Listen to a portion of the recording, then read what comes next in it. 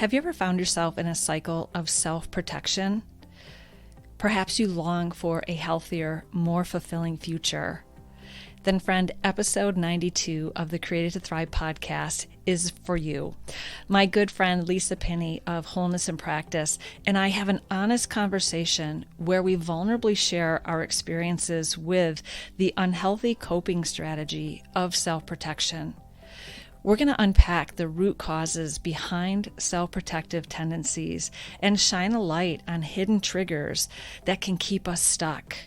We also reveal practical strategies and mindset shifts that are needed to break these patterns once and for all. And this summer, the Created to Thrive podcast, I'm going to be especially focusing on conversations about emotional health and spiritual well-being to help you overcome life's challenges, because I want to help you thrive in all aspects of life. So if you're ready to rewrite your story and create a future that is overflowing with health and resilience, then tune in to this captivating episode. And I ask that you would share this with a friend or family member as well, because we're going to explore the patterns that hold us back and then discover the transformative power of overcoming those barriers. So let's thrive together. But first, this episode is sponsored by Access More. Are you looking for more faith-based podcasts but don't know where to go? The Access More podcast network has over 40 shows on topics like religion, culture, family, entertainment, and more. From the organizer behind K-Love and Air One Radio, Access More has curated a library of podcasts from Christian thought leaders such as Christine Caine, Lisa Harper, Torrin Wells, and Bob Goff. If you're a fan of this show, I know you will find encouragement, hope, and joy through the many inspirational conversations about faith at accessmore.com. All right, friends, this discussion was actually recorded for Lisa Pinne's podcast called Attuned for Wholeness, where I was Lisa's guest. And Lisa is the developer of a new app called the Get Attuned app, which is a tool that allows its users to privately take care of their emotions right from their home. It's now available in the Google Play Store and will soon be out in the Apple App Stores. So go check that out, the Get Attuned app. All right, let's jump into our discussion. Today, I'm here with Lori Snyder, my good friend. We're going to be talking about the ways we self-protect. So we're going to do it by revealing a little bit about ourselves, because I feel like when we share our stories, you understand a little bit better, because in sharing experiences, we connect and pieces of the puzzle connect. So welcome, Lori. I'm so glad you're back. Thanks, Lisa. It's such an honor to be here. I just love you, so thank you. I love you too. Okay, so Lori and I have a little bit of a history. We started out, I coached her, then she became a coach for my resiliency program, and she's killing it. I have to say that. But we also became really good friends. And in doing that, we often talk about the crazy things we do and what happens when we get triggered and what happens when we get confused. And so today we're going to just focus on self-protection. So I'll tell you guys a little bit about me. When I was younger, I didn't self-protect. I raged. I pushed people away. I fought. Like I physically fought people. And at the time, I was probably about 96 pounds. So I don't know why I was doing that. Like pretty much anybody could beat me up, but I did it because I just had so much anger in me and it was leaking out somewhere. So every time I got threatened, I would self-protect. I would get angry and push people away. But then when I got older and I was working for some doctors, and doctors tend to be a little bit more dominating, I found myself shutting down, self-protecting, getting quiet, avoiding eye contact, which honestly, I did that when I was young, but I had this big long span of time that I didn't do that. I didn't get angry. I didn't flip out. And then I went to the other extreme, and I kind of figured out that I personally would self protect when I was around people that were more powerful than me. That's my daddy stuff coming out. So, self protection became something I was really aware of, and I didn't like it about myself. I was like, what is wrong with me? Why am I doing this? But I also knew at the same time, I did not want to fight with people and scream and yell because, that's not helpful. It's just not. And given my background of faith, I realized that it was an area that I needed to work on, whether I was self protecting or flipping out. I needed to do some work around it. And all I can say is that's still a work in progress. And I think, honestly, I think that kind of stuff is I'll be working on the rest of my life. It's not once and done. Right. For the most part, you have these big chunks of time that you do it. You appropriately have conversations. And then there's these other times that you're like, yeah, no, I want to get out of the room. I want to get away from you. And then there's other times when like you feel strongly about something and you're ready to put your stake in the ground on an issue. I think that's humanity. The grace in it is that we have a God that we can go to and say, help. Yeah. We have learned the art of making amends when necessary, and that helps to alleviate the guilt, right? Yeah. I love your story, and mine is like completely opposite. I grew up, I was not a person of faith, and I did not grow up in a household that was a believer, really, and good family. But I grew up as a very performance-driven person. I was a doer, and I was the youngest, and I grew up in the country on a farm. So there was a lot of performance, a lot of work to be done anyway. But when I was 6, I went and spent the night with a neighbor, and her brother molested me. And my mom was not emotionally available to process. She grew up in a household where her parents constantly fought. So she went to the opposite side where we didn't even talk about our emotions. You just put it under the rug and you just move on.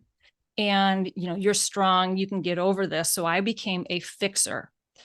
But when that would repeatedly happen, I would go spend the night with girlfriends when I was young, and then their brothers would molest me. And I just didn't know what to do with that. So all of that shame and guilt and rejection and feeling like I have to perform in order to be seen or heard or acknowledged or really valued, that my value wasn't in the physical body, it was in what I achieved. I was a great student. I was an athlete. I was an award-winning athlete. Then I went on to be an award-winning sales representative. So by achieving, I felt like I was in control of my life. And in that, I self-protected, meaning I was guarded.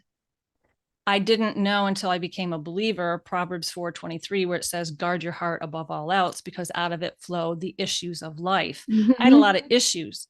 I was guarded, but I did not know how to guard my heart. I did not know how to communicate my emotions. And I had those big emotions.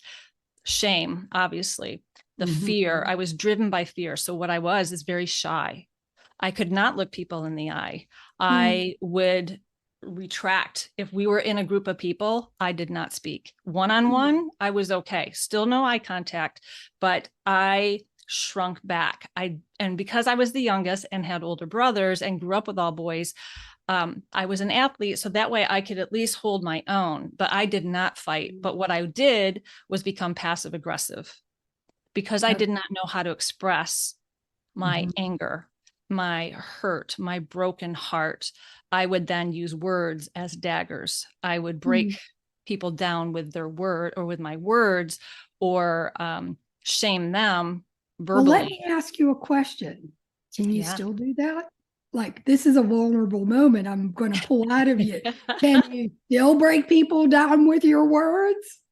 I'm aware of it now. And as you know, you've taught us how to be self-aware. I catch myself now doing it, or starting to at least have those thoughts. I was trying to control everything except for my thoughts. I didn't know how to catch that thought and go, wait a minute, that's a lie. I'm telling myself that's a wrong belief. That's an unhealthy way of coping. But I will still, I will say vulnerably, yeah, the other day I was frustrated with my 20-year-old son, and just the frustration behind it came out in not a very loving way. It wasn't hurtful.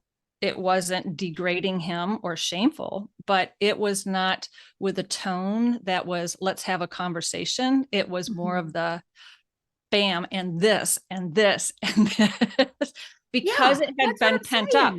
Yes. That's what I'm saying. For the rest of our life, these things are going to pop up from time to time. They're just not going to dictate every movement we make. Right. And it didn't cause separate. I mean, I was able to talk to my son through it, and we, forgave each other, and then we were good. And we still talk about, hey, the other day I apologize. Here's where I was at, but here's how I need to be able to be open with you. So it's that maturing process that I think we continue to grow in. How can we become better version of ourselves? How can we be better at relationships to present ourselves in a way that is authentic, but yet loving and kind and respectful of the other person? Here's what I know about self-protection in general and specifically. You'll only protect when you feel threatened. Mm-hmm. You'll stand up or you'll rage when you feel powerful enough, like you'll overtake that person, overcome whatever they're doing to make them bend to your will. Yeah. I mean, kind of like that's what my dad did, he was this big, strong, powerful, he had a powerful voice. He had a powerful presence. He could be equally charismatic, but at the same time, when he was mad, man, ooh, watch out. And so here I'm a little girl, right? So I learned but then it would come out on my friends and my sister. And it used to come out on my sister a lot. No lie. I would constantly beat on her and laugh about it, So all of those emotions have to go somewhere.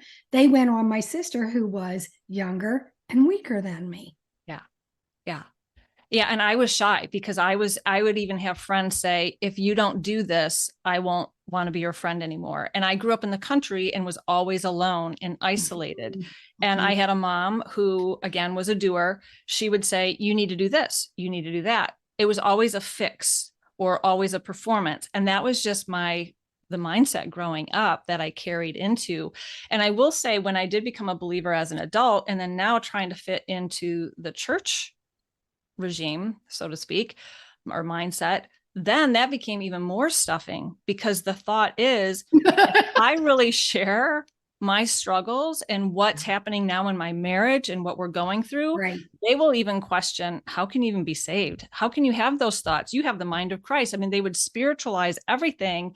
And I was clueless. So then it shut me down even more. Like, I don't even have permission to feel now because I'm not in faith. Sorry. No, you're good. This specifically relates to an older generation. Those of us that heard a lot of that stuff in the 90s. Yeah. I wonder how a younger generation does that, or if they're more sensitive to each other because they're more informed. And every generation seems to do something different than the previous one. Yeah.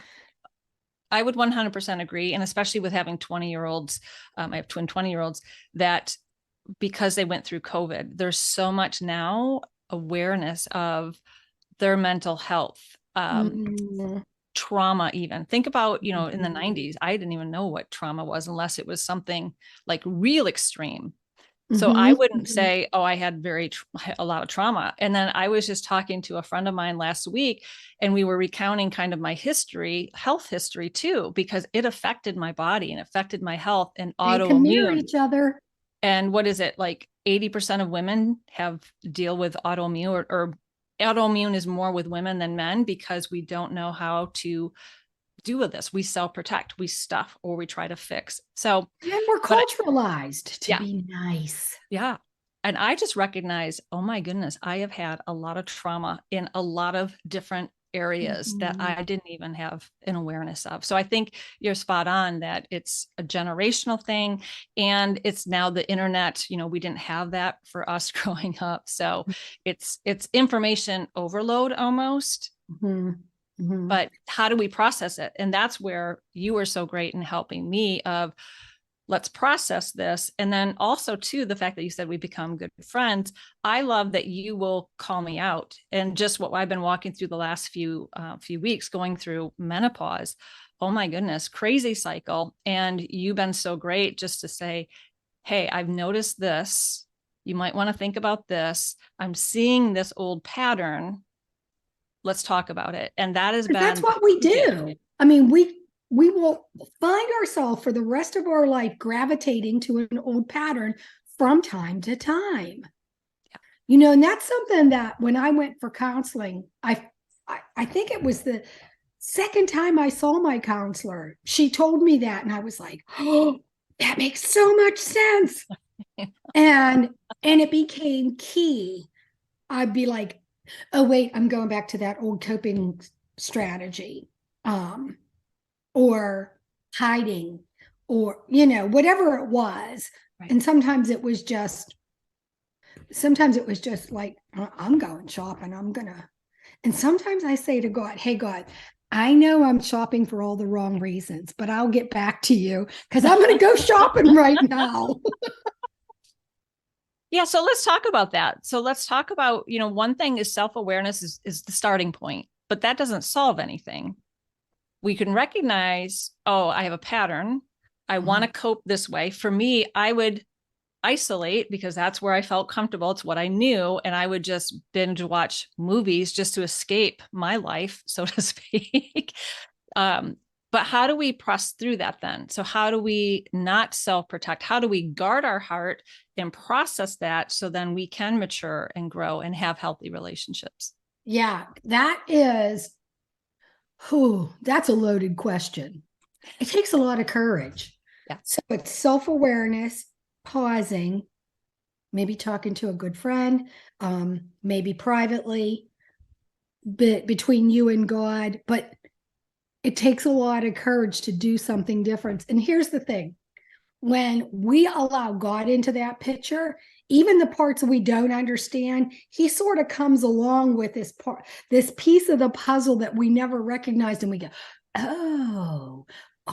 And in fact, it just happened with a friend the other day. She was like, oh my God, I just realized.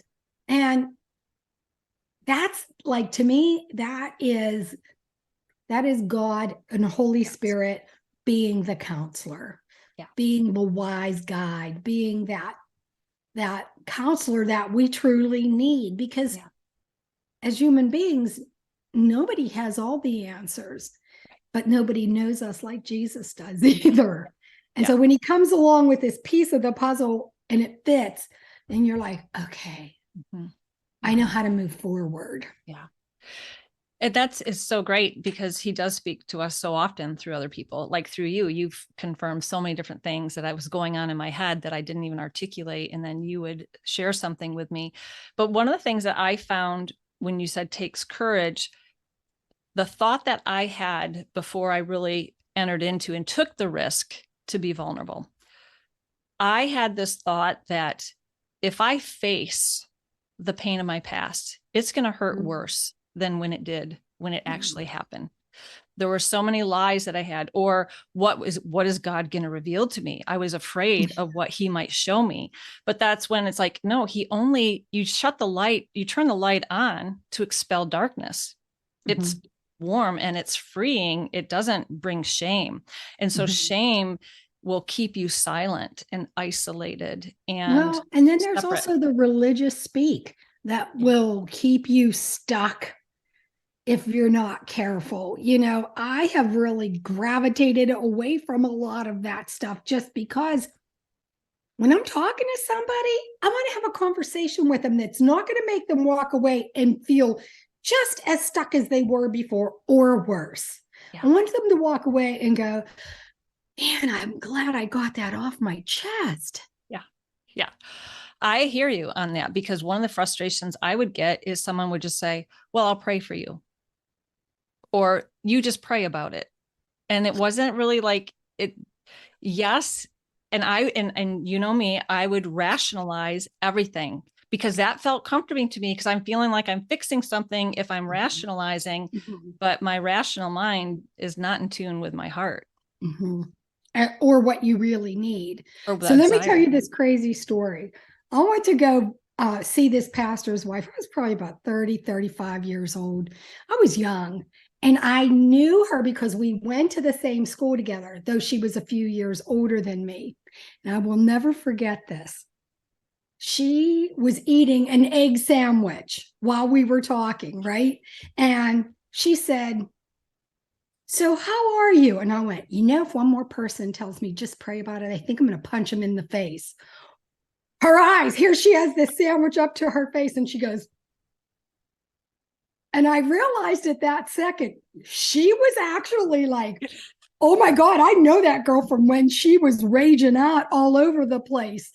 And she wasn't real sure that I wasn't serious. But, Yeah. Yeah. it was a figure of speech. Right. Right. It just was a figure of speech. But I too, like you, I was just super tired of people saying, I'll pray for you, or have you prayed about it? Lord Jesus, why do I have to pray about something before I talk and can get my head on straight? I'm a verbal processor. Right. So if you hold space for me and let me talk, I get things become clear. And then when I sit down on my back porch with the birds and a cup of coffee, hanging out with Jesus, I'm like, okay, Jesus, let's talk about this now. I'm ready. Yeah. So I don't understand this whole order thing that you have to go to Jesus first. I think that's true for some people. It's not true for everyone. And we've made this like an unwritten rule that that's how we have to do it. And yeah, so I'm not about that. Yeah. And it's not a formula. Everyone wants the formula. If I do this, I get that result. Well, life is not like that. You can be doing everything right, but other people have choices that influence and affect your life that you don't have control over. So, what I loved someone like yourself, you speak the truth in love, but you also hold that space, because what happens when we start sharing our story with a safe person, a safe environment, we start recreating new neural pathways to our brain to actually have brain health, to create healthy environments. But recognizing, what does your heart really need? Mm-hmm. What am I really wanting in this? Is it to feel safe and secure, to be valued and worth, and to be loved and feel that connection, right? And especially that's where I realized I was looking for a heart connection with someone else, but I couldn't really get that because I was not connected to my own heart. Okay, so one more thing then. That's why women have these ongoing relationships, one night stands, because they're looking for love, but they give their body in hopes of getting love in return. And a guy's going to tell you, I love you, baby, in hopes of getting your body. So it's like this.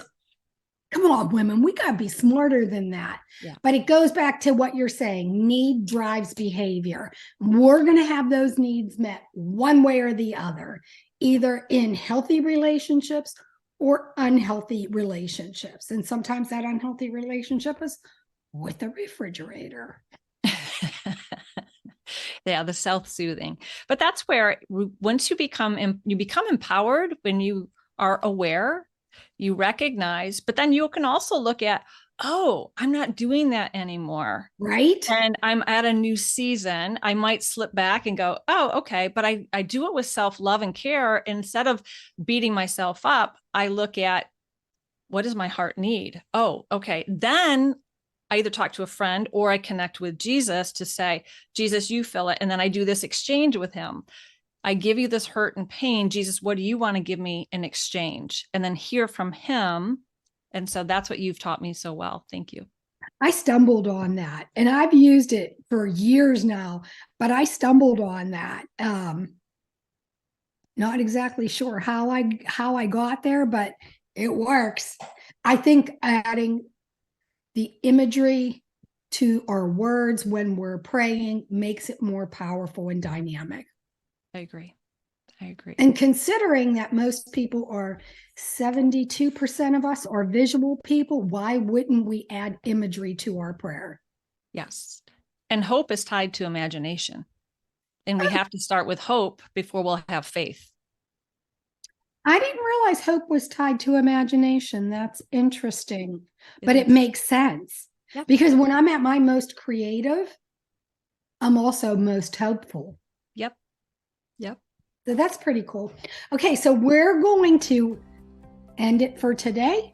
And Lori, tell everybody how they can get in touch with you. Sure. My website is loriksnyder.com. I have teachings and resources there. I also have a podcast called Created to Thrive Podcast. Okay. And I'm going to give you a quick update. Hopefully this month, the app Get Attuned is going to be out, and you'll be able to take care of your own emotions privately in your home.